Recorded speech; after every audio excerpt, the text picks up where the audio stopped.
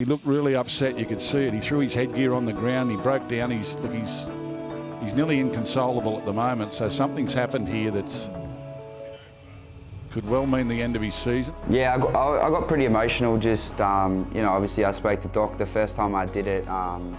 Was pretty bad, and obviously we knew I could come back and play, and did the whole rehab for 6 weeks, and then Doc said if I did it again, more than likely I'll have to finish this season and get a shoulder op. So I knew straight away it wasn't going to be great, and yeah, obviously we weren't playing so good, and when that happened, I just broke down, because I just want to do good for the team and be on the field and try and win football games. So it's just how I am, and wear my heart on my sleeve, and just want to be out there, and just broke down.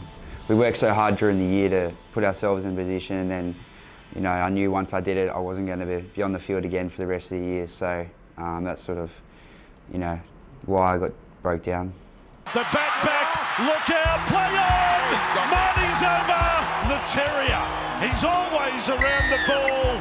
Reed Mahoney slides in to score. Probably played my best season this year, and obviously being in the Origin squad was a dream come true, and obviously I still want to follow that up next year and obviously play. But yeah, being able to be in camp and then go back to play on that weekend and then hurt myself, it was pretty frustrating, but yeah, I just got to get over it and accept it, and yeah, a bit frustrating, but yeah, I've had a really good year and I've really enjoyed it. So plenty of goals ticked, but yeah, haven't really got there just yet. You're now watching from the sideline. The team's been pretty heavily criticised. From your position, how's that for you, just being able to have to sit there and watch it?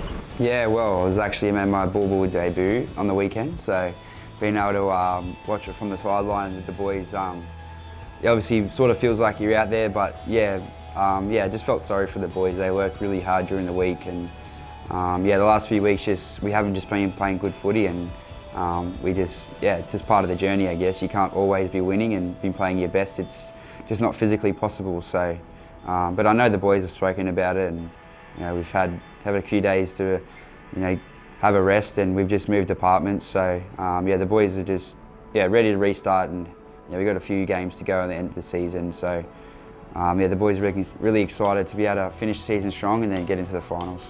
And then how have you come to terms in the last week or so? You've obviously probably had appointments and check-ups and a plan of action.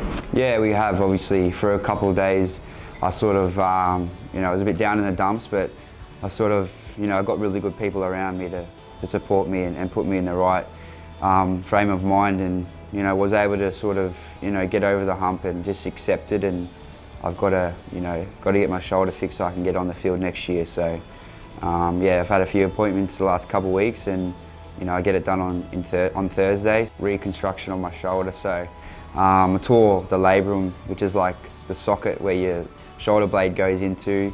I've torn that, so they have to repair that with like a wire or something, and then they've got to put a blocker in the front of my shoulder where it keeps dislocating. So they cut off a bit of my shoulder blade, and they put it at the front and then screw it in.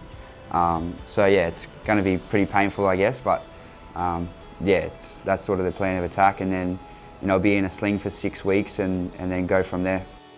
Thanks for all the fans and everyone that's reached out to me. I haven't been able to reply to everyone, but you guys have been great. All the messages I've been getting, thank you very much. And I've enjoyed the season with you guys, but the boys aren't over yet, and stick by us, because we'll get through it.